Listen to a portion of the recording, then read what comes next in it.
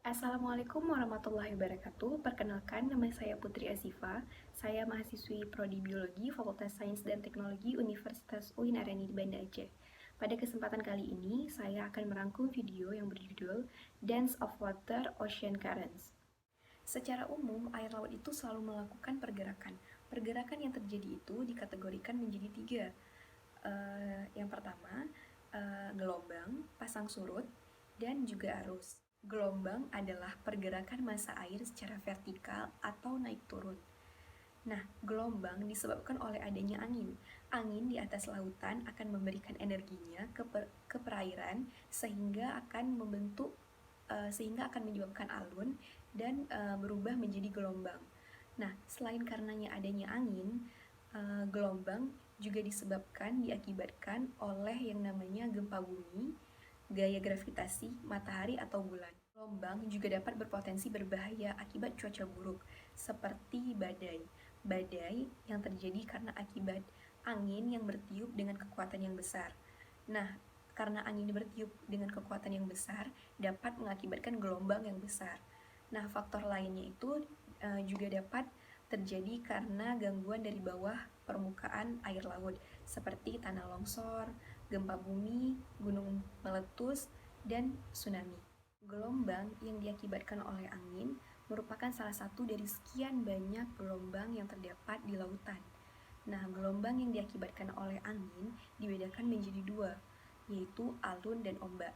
Ombak merupakan gelombang yang dibangkitkan oleh angin saat diamati, sedangkan alun merupakan sistem gelombang laut yang telah meninggalkan area pembangkitan atau angin.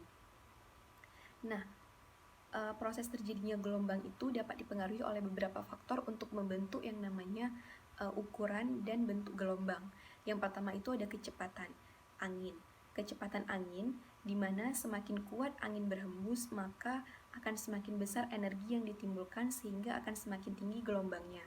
Yang kedua, ada yang namanya panjang atau jarak hembusan angin, di mana semakin besar jarak atau hembusan angin, jarak atau hembusan anginnya itu, maka semakin tinggi gelombang yang ditimbulkan. Yang ketiga ada waktu lamanya hembusan angin, di mana semakin lama angin tersebut berhembus, maka pada area tersebut maka semakin tinggi juga gelombang yang akan ditimbulkan. Gerakan air laut itu juga terjadi karena adanya pasang surut, di mana gejala pasang yang disebabkan oleh gaya tarik bulan, gaya tarik matahari, dan gaya sentrifugal bumi. Masa matahari itu lebih besar daripada masa bulan, dan gaya tarik matahari itu lebih besar daripada gaya tarik bulan. Tetapi karena jarak bumi ke matahari itu lebih jauh daripada jarak bumi ke bulan, maka pasang surut itu disebabkan oleh gaya tarik bulan yang lebih besar daripada pengaruh matahari. Nah, karena gaya tarik bulan yang lebih kuat daripada gaya tarik matahari terhadap bumi, maka bagian bumi yang terdekat dengan bulan akan tertarik, sehingga permukaan air laut akan naik dan menimbulkan pasang. Sementara pada sisi yang lainnya yang tegak lurus terhadap poros bumi, terhadap bumi dan bulan, maka air yang bergerak akan bergerak ke samping, sehingga menyebabkan terjadinya permukaan air laut yang surut. Kisaran pasang surut air yaitu perbedaan tinggi air pada saat pasang maksimum dengan tinggi dan air pada saat surut itu minimum.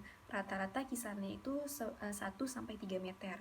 Nah, perbedaan pasang naik dan pasang surut itu tidak sama di laut terbuka dengan di laut yang banyak selat-selatnya atau pada pantai yang berteluk.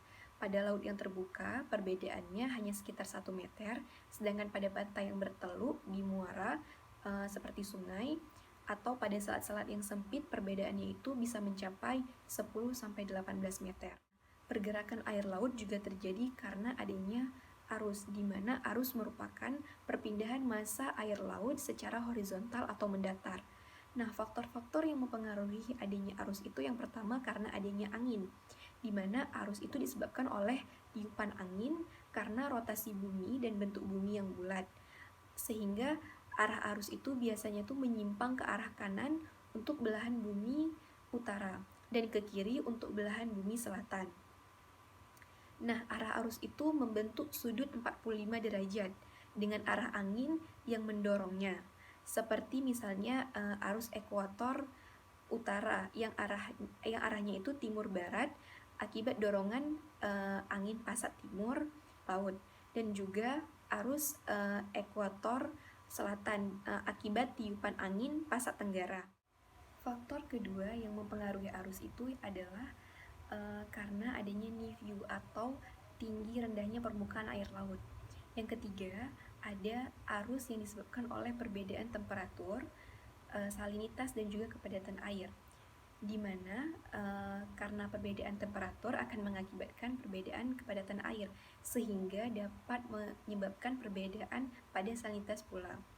Kemudian, selain menyebabkan terjadinya arus, air yang lebih padat dan besar salinitasnya itu akan turun dan mengalir di bagian bawah sebagai arus bawah.